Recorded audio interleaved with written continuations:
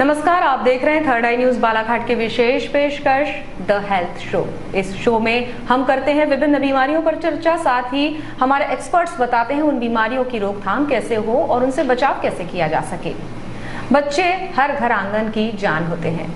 स्वस्थ बच्चे स्वस्थ भारत का निर्माण करते हैं और जब यही बच्चे बीमार हो जाए या इनकी तबीयत नासाज हो जाए तो हम सबसे पहले पहुंचते हैं बाल रोग विशेषज्ञ के पास। हमारे साथ आज स्टूडियो में मौजूद हैं बाल रोग विशेषज्ञ डॉक्टर सिद्धार्थ दुबे। डॉक्टर साहब, बहुत स्वागत है आपका। और बातचीत की शुरुआत बच्चों की बीमारियों को लेकर ही हम करें तो बच्चों में भी एक अलग अलग वर्ग होता है, नवजात बच्चे, कुछ उससे बड़े और कुछ उनसे भी बड़े। तो शुरुआत नवजात बच्चों से हम करें तो मुख्य तौर पर कौन कौन सी समस्याएं इस वक्त सामने आ रही हैं? सबसे पहली समस्या जो नवजात बच्चों की रहती है वो ये कि जैसे ही बच्चे जन्म लेते हैं, मैंने अपनी प्रैक्टिस में, अपने अनुभव में देखा हूँ कि काफ़ी सारे लोग अनप्रिपेयर्ड आते हैं नवजात बच्चे के लिए। मेरा ख्याल है 20-25% लोगों से ज़्यादा लोग बच्चों को गर्म रखने के कपड़े साथ में नहीं लाते हैं। तो सबसे पहला चीज़ जो ठंड होती है, बच्चा माँ के गर्भ से 37 डिग्री टेम्परेचर पे बाहर आता है और अचानक से 12 डिग्री, 13 डिग्री, 15 डिग्री पे जब वो बाहर आता है तो बच्चे जो नवजात होते हैं वो अपना टेम्परेचर मेंटेन नहीं कर सकते। उनका टेम्परेचर रेगुलेशन बहुत वीक होता है। वो जैसे रखेंगे, जिस वातावरण में रखेंगे वो वैसे हो जाते हैं। तो अगर आपने उनको ठंडे में रखा, बहुत ठंडे में, तो उनके हाथ नीले पड़ने लगते हैं ठंड के मारे, जो एक पेरेंट्स के लिए काफ़ी कंसर्न का, उनके चिंता का विषय बच जाता है। कई बार यही दिखाने आते कि अरे बच्चे के हाथ नीले क्यों पड़ रहे हैं। और अब ठीक उलट अगर हम गर्मियों में खुला छोड़ दें तो वो बहुत गर्मियों में बहुत ज़्यादा कपड़े पहना दें और ध्यान ना रखें तो बहुत ज़्यादा बुखार भी चढ़ जाता है नवजात बच्चों को। जी जी, तो इस तरह की परेशानियां सामने आती हैं और जिसको हाइपोथर्मिया कहते हैं। न्यूबॉर्न बच्चों में हाइपोथर्मिया के चांसेस ज़्यादा होते हैं। तो इन्हें कुल मिलाकर एक जो नियमित तापमान है जो उनके लिए सुटेबल है उसमें रखना ज़रूरी है। गर्म रखना तुरंत, पहले 24 घंटे बच्चे को तुरंत माँ के गर्भ से बाहर आने पर गर्म कपड़े में लपेटें और उसके बाद भी मौसम अनुरूप कपड़े पहनाएं। अगर बाहर मौसम ठंडा है तो स्वेटर, शॉल, टोपो मुझे अच्छे से कंप्लीट कवर करके रखें उनको। जी, अब ठंड के मौसम की शुरुआत हो रही है डॉक्टर साहब, तो ऐसे में किस तरह के मरीज आपके पास ज़्यादातर देखने में आता है कि इस तरह की बीमारियों से ग्रसित बच्चे आ रहे हैं? अलग अलग, जैसे अभी आपने शुरू में बोला कि अलग अलग एज ग्रुप होती, तो हर एज ग्रुप के हिसाब से बच्चे वैसे ही प्रेजेंट करते हैं। जैसे नवजात बच्चे हैं तो अगर आपने गर्म कपड़े नहीं पहनाए तो वो हाइपोथर्मिया लेकर के आते हैं, दूध नहीं पीते हैं, वॉमिटिंग करते हैं। और अगर ऐसे बच्चों को बड़े लोग, व्यक्ति जिनको कि खुद सर्दी खांसी बुखार जो कि काफ़ी कॉमन होता है ठंड के मौसम में, वो अगर ऐसे नवजात बच्चों को पकड़ लें तो वो सर्दी खांसी बुखार और बल्कि कई बार निमोनिया लेकर के भी आते हैं, जिसमें नवजात बच्चों की हम पसली चलते हुए देखते हैं, दूध नहीं पीते, वॉमिटिंग करते हैं और सुस्त पड़ जाते हैं। जी, 6 महीने से 2 साल तक के बच्चों की अगर हम बात करें तो ये जो ठंड का मौसम अब आ रहा है ये किन किन परेशानियों को लेकर आ सकता है? 6 महीने से 2 साल के बच्चों में सबसे कॉमन चीज़ तो यही होती है सर्दी खांसी बुखार और ब्रोंकियोलाइटिस करके एक कंडीशन होती है जिसमें लंग्स के अंदर में जो उसके ऊतक होते हैं, लंग टिश्यूज़ होते हैं, उसमें स्वेलिंग आती है, सूजन आती है, जिसके कारण उनकी श्वास की रफ्तार जो होती है वो काफ़ी तेज़ हो जाती है। ऐसे बच्चे भी सुस्त होते हैं, दूध नहीं पीते हैं, खाना नहीं खाते हैं, तेज बुखार भी रह सकता है। सर्दी खांसी तो खैर इसका एक सिम्टम है ही, साथों साथ उनको जो पसली चलती है उसके लिए भी पेरेंट्स काफ़ी कंसर्न रहते हैं। जी, इन बीमारियों की पहचान कैसे करें? सर्दी खांसी तो समझ में आ जाती है एक आम परिजन को या माता पिता को, लेकिन ये निमोनिया में कैसे तब्दील होता है, इसके क्या लक्षण होते हैं, ये जानना चाहेंगे। सबसे पहली चीज़, कोई भी बीमारी को अगर आपने पहले समय रहते अगर उसको ट्रीट कर लिया तो वो बहुत रेयरली आगे प्रोग्रेस होती है। बच्चों की खास तौर से 2 साल से छोटे बच्चों की, उसमें से भी 6 महीने से छोटे बच्चों की सर्दी खांसी को इग्नोर नहीं करना चाहिए। घरेलू ट्रीटमेंट आप कर सकते हैं बट 48 से 72 घंटे से ज़्यादा इसको ट्राई नहीं करना चाहिए। कई लोग पुराने दवाइयाँ लेते रहते हैं हफ्ता भर 10 दिन तक की पुरानी दवाइयों पे ही चलते रहते हैं बिना दिखाए, उसमें फिर सडनली फिर बच्चों को पसली चलना शुरू हो जाती है। आपने बोला कि कैसे पहचानना है, तो बट नेचुरल है, पहले तो पहले सर्दी होती है, फिर खांसी, फिर फीवर भी आता है बच्चों को कई, और उसके बाद फिर उसमें अगर हमने उसको अनट्रीटेड छोड़ दिया या ट्रीटमेंट नहीं लिया तो फिर वो पसली चलने में भी या सांस तेजी से लेना भी शुरू कर देते हैं। तो इससे हम निमोनिया की श्रेणी में डाल सकते हैं? हाँ, निमोनिया बेसिकली एक एक्सरे की फाइंडिंग है। हर खांसी निमोनिया नहीं होती। पर निमोनिया का एक लक्षण है खांसी जी। तो हम अगर पसली चल भी रही है तेज तो ज़रूरी नहीं कि निमोनिया हो, उसको एक आम बोलचाल की भाषा में निमोनिया बोल दिया जाता है। हाँ, लेकिन निमोनिया एक्सरे की फाइंडिंग होती है कि उसके लंग्स में जो एक्सरे हमने किया है उसके लंग्स में कोई पैच दिख रहा है क्या, कहीं पानी भरा दिख रहा है क्या, उसके ऊपर हम निमोनिया का डायग्नोसिस बनाते हैं। जी। और इनके उपचार की अगर हम बात करें तो ये किस श्रृंखला में होता है? सामान्य सर्दी खांसी का किस तरह इलाज किया जाता है, और उसके बाद अगर वो थोड़ा ज़्यादा बड़ा रूप ले लेता है निमोनिया जैसे? सामान्य सर्दी खांसी का तो सिंपल कफ सिरप्स होते हैं, एक्सपेक्टोरेंट होते हैं, कफ सप्रेसेंट्स होते हैं, एंटी एलर्जिक्स होती हैं कफ सिरप, और सर्दी के लिए डीकंजेस्टेंट हम का एंटी कोल्ड प्रिपरेशन यूज़ करते हैं। जब तक बुखार नहीं है तब तक के तो हम ये नॉर्मली ये चीज़ों से ट्रीट करते हैं, बट कभी कभी बच्चे बहुत हाई ग्रेड टेम्परेचर लेकर के आते हैं जी, काफ़ी दिनों की हिस्ट्री हो जाती है, सामान्य दवा लेते हैं, तब फिर हम एंटीबायोटिक्स भी उसमें उपयोग करते हैं। नेबुलाइजेशन का बच्चों में काफ़ी फ़ायदा देखा जाता है, नेबुलाइजेशन से काफ़ी रैपिड रिलीफ भी मिलता है, तो वो भी एक बच्चों में बहुत इंपॉर्टेंट मोड ऑफ ट्रीटमेंट है। जी। एक और यहाँ पर मेरे सामने भ्रम की जो एक बात सामने आती है वो आपसे क्लियर करना चाहूँगी कि कुछ लोग ये कहते हैं कि बार बार नेबुलाइज करने से फेफड़ों की जो क्षमता है वो कम हो जाती है, इसमें कितनी सच्चाई है? कुछ भी नहीं है, इसके बारे में एक बहुत कॉमन मिथ है, मैं दूर करना चाहूँगा। नेबुलाइजेशन और दवा जो हम खाते हैं उसके मैं एक ही एग्जांपल मैं आपको बताता हूँ। नेबुलाइजेशन यानी नमक का एक दाना जिसको हम सूंघ रहे हैं जी, दवा की उसमें देखा जाए तो एक दाना, और जो हम दवा खाते हैं वो एक चम्मच भर के नमक के बराबर होती है। हम चम्मच भर के नमक खाना में परहेज नहीं कर रहे हैं, पर उसी को अगर हम एक दाने को बोल रहे हैं कि उसको आप वाष्पित रूप से अपने डायरेक्ट लंग्स में पहुंचा लीजिए, तो बट नेचुरली नेबुलाइजेशन सिर्फ एक ड्रग डिलीवरी का मेथड है, टारगेटेड ड्रग डिलीवरी। जहाँ प्रॉब्लम है, जहाँ प्रॉब्लम है लंग्स में, वहाँ वो दवा एक भाप के माध्यम से पहुंच रही है। इसकी ना आदत पड़ती है, ना इससे कोई परमानेंट नुकसान होता है, जबकि ये सबसे सेफेस्ट मेथड है। आप खुद सोचिए, जहाँ एक नमक के दाने से काम चल रहा है वहाँ चम्मच भर नमक खाने से परहेज नहीं है हमें। और उसमें नेबुलाइजेशन में सैल्ब्यूटामॉल जो दवा होती है या उसका अगर आप मात्रा देखेंगे तो 150-200 माइक्रोग्राम होता है, और खाने वाली दवाइयों में 1.2-1.5 मिलीग्राम दवाई होती है, तो इतना अंतर है। तो ये भी दर्शकों से कहना चाहेंगे कि ये मिथ जो है वो इस वक्त डॉक्टर साहब ने दूर कर दिया है। भाप लेने से या नेबुलाइजेशन से कोई बड़ी परेशानी नहीं होती है, छोटी परेशानी भी नहीं होती है। बल्कि अगर टाइमली नेबुलाइजेशन ही दे दिया जाए, या बच्चों को, कई बच्चों को जैसे हम इनहेलर लिख कर देते हैं, रोटाहेलर लिख कर देते हैं, तो अगर ये टाइमली स्टार्ट कर दें तो कई बार खाने वाली दवाइयों की नौबत भी नहीं आती है, क्योंकि targeted drug delivery problem lungs में है, वहाँ पर जाकर के नेबुलाइजेशन से वो दवा काम करती है और बच्चे को खांसी में तुरंत आराम मिल जाता है। जी। डॉक्टर साहब, बार बार खांसी होने से क्या नुकसान होता है बच्चों को? क्योंकि हम देखते हैं कुछ वक्त के लिए तो दवाइयों के बाद बच्चे ठीक हो जाते हैं, लेकिन 2-3 महीने बाद वही पुनरावृत्ति होती है, रिपीटेशन होता है। देखिए, मेरा कहना है साफ रहता है, 3 महीने में एक बार हो रहा है तो एक नेचुरल कोर्स जो मौसम का चक्र चलता है उसके हिसाब से बच्चे बीमार पड़ते हैं जी। तो ये एक तरह से नॉर्मल भी हो सकता है। 3 से 4 महीने में एक बार बीमार पड़े तो उतना चिंता की बात नहीं होती। हाँ, अलबत्ता महीने में 3 बार अगर बीमार पड़ रहे हैं तो चिंता की बात होती है। बार बार बीमार पड़ने पर खासतौर से वायरल इन्फेक्शंस होते हैं। हर वायरल इन्फेक्शन जो हमारे शरीर में प्रवेश करता है हमारी इम्यूनिटी को कम करके जाता है जी। तो बार बार इन्फेक्शन से बच्चे की एक विशेष साइकिल बन जाती है कि और पहले इन्फेक्शन से इम्यूनिटी कम हुई, फिर दूसरा हो गया, उससे और कम हुई और उससे तीसरा हो गया। फिर ऐसे बच्चों को निमोनिया होने के या लंग्स में अंदरूनी इंटरस्टिशियल लंग डिजीज या ब्रोंकियोलाइटिस होने के चांसेस ज़्यादा रहते हैं जी। सर्दियों का मौसम शुरू हो रहा है डॉक्टर साहब, सर्दी खांसी जो है ये आम बीमारियां हैं बच्चों में। विंटर डायरिया की हम बात करें तो ये क्या होता है? Winter diarrhoea basically as the name suggest ये विंटर्स में या ठंड में ही पाया जाता है। 2 साल से छोटे बच्चों में बहुत कॉमनली मिलता है और ये टिपिकली पहले के समय में तो वायरल भी ये इसकी वायरल नेचर ज़्यादा होता है कि वायरस के द्वारा होता है। जब से रोटावायरस डायरिया आया तब से ये काफ़ी इसके इंसिडेंसेस कम हो गए, बट स्टिल पाया जाता है।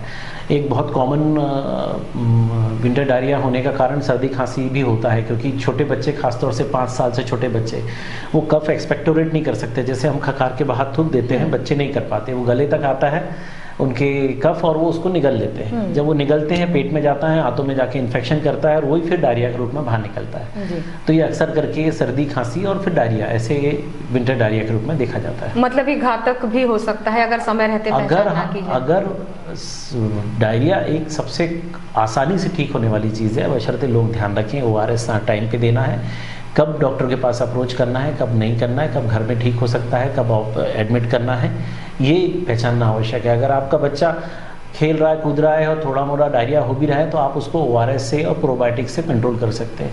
पर अगर बच्चा सुस्त पड़ जाए, खाना पीना छोड़ दे, वॉमिटिंग भी शुरू हो गई है, ORS भी अंदर नहीं जा पा रहा है, बहुत हाई ग्रेड टेम्परेचर है, यूरिन आउटपुट कम हो गया बच्चे का, तो फिर उसको एडमिट करके IV फ्लूइड लगाना चाहिए। जी, यूरिन आउटपुट कम होने की आपने बात कही डॉक्टर साहब, तो एक यूरिन इन्फेक्शन भी बच्चों में आजकल बहुत देखा जा रहा है, तो ये किस तरह की परेशानी है और इससे निजात कैसे पाई जा सकती है? यूरिन इन्फेक्शन के लिए बेसिकली एक सबसे कॉमन कारण होता है पानी कम पीते हैं बच्चे, खेल कूद में ज़्यादा रहते हैं, पानी कम पिए, और सबसे मैं बोलता हूँ सबसे अंडर डायग्नोस्ड प्रॉब्लम है बच्चों की UTI की समस्या, क्योंकि फीवर हुआ, आपने एंटीबायोटिक दिया, वो ठीक हो गए, जैसी, और कॉमनली सभी के घरों में देखा जाता है कि जैसे ही बच्चा ठीक होता है उसके बाद उसकी एंटीबायोटिक जो चल रहा है उसकी डोज पूरी कम करने के ऊपर किसी का ध्यान नहीं रहता, 2 दिन 3 दिन में बंद कर दिया जाता है। तो अगर वैसे में UTI अगर था उस बच्चे को और वो एंटीबायोटिक खा रहा था और उससे उसको थोड़ा आराम मिला, आपने बंद किया, तो वो वापस से फ्लेयर अप होकर के 10-15 दिन में फिर से फीवर के रूप में आपके सामने आएगा। तो दवाई का डोज कंप्लीट करना है और पानी ज़्यादा पिलाना है बच्चों को। जी, तो दर्शकों ये बात बहुत ध्यान देने योग्य है कि जो भी एंटीबायोटिक का कोर्स चिकित्सक लिखें उसे पूरा आपको करना है। बच्चा भले ही 2 दिन पहले ठीक हो जाए या 3 दिन बाद ठीक हो जाए, कोर्स पूरा करना है। डॉक्टर साहब, दवाइयों की बात हुई, लेकिन खान पान की अगर हम बात करें तो खासकर ठंड के मौसम में तो किन चीज़ों को खाने से परहेज करना चाहिए? देखिए, मौसम चक्र में जब परिवर्तन होता है तो हमें ऐसी कोई भी चीज़ नहीं लेनी चाहिए, इनटेक करना चाहिए जिससे कि हमारे शरीर की तासीर पे उसका गलत प्रभाव पड़े। यहाँ मौसम गर्मी से ठंड की ओर जाता है, ये मौसम आप देखते हैं। दूसरा देखते हैं फरवरी मार्च में जब ठंड से गर्मी की ओर जाता है। मौसम चक्र बिल्कुल एक सरी का रहता है इन 4 महीनों में, अक्टूबर, नवंबर, फरवरी, मार्च। दिन ठंड गर्म होते हैं और रात ठंडी होना शुरू होती है। अब ऐसे में अगर आपने कोई भी ठंडी वस्तु का सेवन किया तो ये 100% है कि या तो गला या पेट, दो में से कोई चीज़ खराब होगी, और यही 2 कंप्लेंट से अक्सर करके बच्चे आते हैं। तो मेरा यही कहना रहता है कि ये 4 महीनों के दौरान में आप, बड़े लोग खा सकते हैं क्योंकि वो अपनी तासीर को पहचान चुके हैं और वो हजम भी कर जाते हैं, पर बच्चे खास तौर से नहीं कर सकते। आपको ठंडी चीज़ों का और कुछ मामलों में खट्टी चीज़ों का भी मौसम चक्र परिवर्तन में परहेज रखना चाहिए। विशेष तौर पर आइसक्रीम बच्चों को बहुत पसंद होती है और बहुत जिद करने के बाद भी वो समझते नहीं है। उसके 6 महीने हैं खाने के, तो उस 6 महीनों में लुत्फ उठाइए। तो सर्दियों में बिल्कुल ठंड में आइसक्रीम नहीं खानी है। 31 दिसंबर को भी खा सकते हैं, पर ये जो मौसम बदल रहा है उसमें मत खाइए। मतलब ये जो संधि काल है 2 मौसमों का, इसमें इस्तेमाल नहीं करना है। फलों की अगर हम बात करें डॉक्टर साहब, तो फिर एक मिथ आपसे मैं यहाँ पर क्लियर करना चाहूंगी। केले, सीताफल और दही, इवन इनको लोग कहते हैं कि ठंड के मौसम में इनका परहेज करना है हमें, या रात के समय नहीं खाना है। मैं इस मामले में एक ही बात बोलता हूँ, स्पेसिफिक फूड एलर्जी पहचानिए, अपने बच्चे की तासीर पहचानिए, उसको क्या चीज़ एलर्जिक है। पड़ोसी के बच्चे को केला खाने से सर्दी होती तो इसका मतलब नहीं कि आपके बच्चे को भी हो। बिल्कुल। तो आपको अगर 10 बार केले खाए 10 बार सर्दी होगी तो आप समझ रही है कि वो केले के से एलर्जिक है, 11वीं बार मत दीजिए। पर 10 बार में अगर 2 बार सर्दी हुई तो केले के कारण नहीं हो रही, कुछ और रीजन होगा उसका। तो ऐसे स्पेसिफिक फूड एलर्जी पहचानिए और उसको अवॉइड करिए। बाकी सामान्यतः जितने फल आते हैं, चाहे आप गुआवा ले लें, बेर ले लें, मतलब सामान्यतः ये सोचते हैं कि इन फलों से बच्चों को सर्दी खांसी हो, ऐसी कोई बात ऐसा कुछ नहीं है। स्पेसिफिक फूड एलर्जी होती है, हर व्यक्ति अपनी तासीर के अनुसार उसको खाना खाना चाहिए। हमको भी बच्चों की तासीर पहचानना सीखना चाहिए कि मेरे बच्चे ने अगर कोई सर्दी खांसी आज हो गए, बुखार हुआ है, तो पिछले 24 से 48 घंटे पे नजर डालना चाहिए कि उसने क्या कंज्यूम किया है, वो कहाँ गया है, उसने क्या पहना है, उसने क्या लगाया है इवन, और उसने क्या खाया है। जब आप इसके ऊपर ध्यान देंगे, थोड़ा सा रिसर्च कर लेंगे, 3-4 बार की सर्दी खांसी का ही रिसर्च अगर कर लिया लोगों ने, you will get to know कि आपके बच्चे को किस चीज़ से एलर्जी है। नेक्स्ट टाइम उसको अवॉइड करिए। जी, तो ये सब जो माता पिता हैं, परिजन हैं, इन्हें पहचानने की ज़रूरत है। डॉक्टर साहब, यहाँ पर फलों की बात हुई, आहार की बात हुई, तो एक बच्चे के लिए स्वस्थ दिनचर्या की अगर हम शुरुआत करें तो ब्रेकफास्ट से लेकर रात के डिनर तक क्या क्या खाने में शामिल होना ज़रूरी है स्वस्थ शरीर के लिए? स्वस्थ बच्चों के लिए देखिए, बच्चों का बॉडी जो होती है वो ग्रोइंग होती है, उनको सबसे ज़्यादा ज़रूरत पड़ती है प्रोटीन्स की, क्योंकि ग्रोइंग उसमें आपकी मसल्स बन रही हैं, कैल्शियम की आवश्यकता पड़ती है और पूरी उनकी उछल कूद के लिए कार्ब्स की ज़रूरत पड़ती है। तो आप एक प्रोटीन रिच डाइट उनकी दीजिए बच्चों को, जिसमें कार्ब्स भी बराबर मात्रा में हो और हड्डियों के लिए कैल्शियम भी जाए। तो इस तरह का ही बस मेरा ये बोलना है, अवॉइड जंक फूड। तो सामान्य एक मध्यम वर्गीय परिवार है वो क्या क्या खिला सकता है? हमारा जो भारतीय खाना है वो बिल्कुल बैलेंस्ड है, उसमें प्रॉपर मात्रा में फाइबर है, प्रोटीन है और कार्ब्स है। दाल चावल सब्जी रोटी, हाँ, ये बेस्ट है। वंस इन अ वाइल आप होटलिंग कर सकते हैं, बच्चे को भी दे सकते हैं, but don't make it a habit कि डेली आपका बच्चा खाने के टाइम पे मैगी मांग रहा है या पास्ता मांग रहा है और आप उसको ना नहीं कर पा रहे हैं। ये सबसे बड़ी आज के पेरेंट्स की प्रॉब्लम्स है, वो अपने बच्चों को ना नहीं बोलते। They should learn to hear no from you. ये मैं पेरेंट्स को ये बोलना चाहता हूँ, बच्चों को ना सुनने की आदत होना चाहिए जी। आप हर चीज़ के लिए हाँ बोलेंगे तो आप उनके जाने अनजाने उनकी सेहत के साथ खिलवाड़ कर रहे हैं। बल्कि पैकेट बंद खानों की अगर हम बात करें तो बहुत सारे बच्चे चिप्स, कुरकुरे, इसी टाइप की चीज़ों को बहुत पसंद करते हैं और उसी को खाकर वो अपना जो है पोषण प्राप्त कर लेंगे, ये समझते हैं। नहीं, ऐसा नहीं है। वो आपको खुद खा के देखना पड़ेगा कि वो कितने एडिक्टिंग होते हैं ये सारी चीज़ें। उनको बनाया ही ऐसा जाता है, उनका फ्लेवर ही ऐसा दिया जाता है कि उसको जो खाएगा, अगर उनने 2-3 खा लिया तो उसके बाद उसकी आदत पड़ जाएगी जी। तो आपको ये एडिक्शन है, जैसे कई लोगों को चाय का रहता है, कॉफ़ी का रहता है, सिगरेट का रहता है एडिक्शन, ऐसे ही ये जो पैकेज्ड फूड आते हैं ये भी एडिक्टिव होते हैं, खासतौर से बच्चों के लिए। तो आपको इनसे ही दूर रखना है। बिस्किट्स को भी हम शामिल कर सकते हैं इसमें? बिस्किट्स थोड़े अति सर्ववर्जित। आप अगर नाश्ते में डेली बिस्किट दे रहे हो तो दैट इज रॉन्ग। बच्चे का टेस्ट चेंज करने के लिए आपने हफ्ते में 2 दिन 1 दिन दे दिया तो इट इज नथिंग, आप दे सकते हैं, but include other things also. बाहर की दूसरी चीज़ें भी, घर का आजकल होम कुक्ड का फैशन कम हो रहा है लोगों के घर में। फटाफट मदर के पास भी टाइम नहीं है, उनने बेटा क्या बोले तो उनने ला के चॉकोस डाल दिया, उनने ला करके बिस्किट परोस दिया, चलो तुम खा लो, ब्रेड दे दिया। ये सब मैदा है। आप ये समझिए जितना बाजार में मिल रहा है 90% चीज़ें मैदे की है, और मैदा हमारे शरीर में सबसे डिफिकल्ट है डाइजेस्ट करने में। ये जितना खाएंगे उतना ज़्यादा परेशान रहेंगे। तो अगर हम चाहते हैं कि हमारे बच्चे स्वस्थ हों तो उनके आहार पर विशेष ध्यान देना ज़रूरी है। वैक्सीनेशन बहुत ज़रूरी चीज़ है डॉक्टर साहब, तो कौन कौन से टीके हैं जो हम पहले लगा लें तो सर्दी, खांसी, बुखार, निमोनिया तक हमें जाने की नौबत ही ना पड़े? एक बहुत अच्छा वैक्सीन है, वो है फ्लू का वैक्सीन। इसका प्रारंभ 2008-9 के दौरान से स्टार्ट हुआ था, जब वो पहली बार स्वाइन फ्लू आया था तब से। बट और मैं पिछले 15 साल से ये यूज़ कर रहा हूँ, अपने बच्चों को भी लगाया है। मैंने ये देखा है कि इससे बच्चों में होने वाले सर्दी के इंसिडेंसेस को काफ़ी कम किया जा सकता है। शुरुआत, क्योंकि बच्चों की प्रॉब्लम की शुरुआत होती है सर्दी से, कोल्ड से, सिंपल कॉमन कोल्ड, और वहाँ से शुरू होती है, फिर वो खांसी में बदलती है और फिर वो फीवर में बदलती है। अगर आपने पहले स्टेज पे इसको रोक लिया तो बाकी के 2 स्टेज आप ये मान के चलिए कि 90% नहीं होंगे। तो इसके काफ़ी अच्छे रिजल्ट्स मैंने देखे, और प्लस इसमें स्वाइन फ्लू के भी रहते हैं टीके, और हर एक मौसम में स्वाइन फ्लू के कोई ना कोई स्ट्रेन रहते ही हैं सीवियर कफ कोल्ड फीवर करने के। तो बच्चों में भी क्या ये पाए जाते हैं? हाँ जी। तो आपको याद होगा 2 साल पहले मेरे ख्याल है लास्ट ईयर ही 2023 में जनवरी-फरवरी में बहुत ज़्यादा सर्दी खांसी के हुआ था। उसमें H4N5 स्ट्रेन जो था स्वाइन फ्लू का, वो हावी था पूरे उसमें। और लकीली जितने ये वैक्सीन थे फ्लू के, they were covering H4N5 variant of swine flu. तो मैंने जिन जिन को लगाया था उन बच्चों में मैंने कम विजिट्स देखी हॉस्पिटल की। ओके, तो ये कह सकते हैं कि अगर इन बीमारियों से बचना है तो फ्लू का वैक्सीन जरूर लगाइए आप अपने बच्चों को।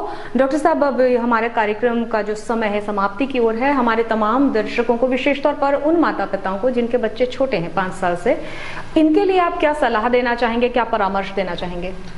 सबसे इम्पोर्टेंट सलाह तो मैं छोटे बच्चों को, 5 साल से छोटे बच्चों को यही बोलता हूँ कि आप अपने बच्चों में अच्छी हेल्दी ईटिंग की हैबिट्स डालिए, क्योंकि बच्चों की शुरुआत ये उनके बिल्डिंग ब्लॉक्स ईयर्स हैं, ये उनकी एक तरह से समझ लीजिए नींव डालने की, ये पूरे जीवन की नींव ये पहले 5 साल में डल जाती है। वो बच्चा कैसा बनने वाला है, वो इम्यूनोलॉजिकली स्ट्रांग बनेगा या वीक बनेगा, काफ़ी हद तक आपके हाथ में है। जीन्स जो है वो अपना काम करते हैं, बट उसके ऊपर जो का है वो सब mother, father, parents grand parents का है। लाड़ प्यार में खाने में बच्चों को बर्बाद मत करिए। अवॉइड जंक फूड, प्रॉपर घर होम कुक्ड फूड की आदत डालिए, घर का बना खाना खाने की आदत डालिए। और लोग बोलते हैं मेरा बच्चा खाना नहीं खाता, इसको भूख नहीं लगती है, गलत है। जब तक कोई बहुत गंभीर बीमारी ना हो बच्चों को भूख लगती है। हम उस भूख का सही मायनों में सही टाइम पे उपयोग नहीं करते, हमारी गलती होती है। तो आप इस बात का ध्यान रखिए, आदत डालिए खाना खाने की। अगर आपका बच्चा बाजार से एक पैकेट कुरकुरे खा रहा तो वो उस भूख को ख़त्म कर रहा है जो उसे लगी हुई थी, और आपने उसको 5 रुपए के कुरकुरे से ख़त्म कर दी। आप उसको खाना खाने की प्रेरित करिए, मत दीजिए उसको खाने के टाइम पे उटपटांग चीज़ें। थोड़ा सा वो कुछ 2 दिन रोएगा, तीसरे दिन से उसको भी पता लग जाएगा कि नहीं, घर में अनुशासन ज़रूरी है और सबसे इम्पोर्टेंट अनुशासन खाने की टेबल पे होता है जी। आप उसकी आदत डालिए।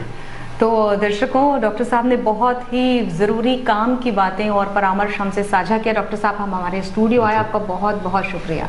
हमारे साथ थे नवजात एवं बाल रोग विशेषज्ञ डॉक्टर सिद्धार्थ दुबे।